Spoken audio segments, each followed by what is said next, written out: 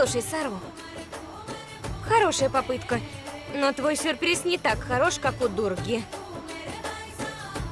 Выступление танцовщиц Дурги было прекрасно. А посмотри на этих. Они и танцевать толком не умеют. Смотри на ту девушку. Она портит представление.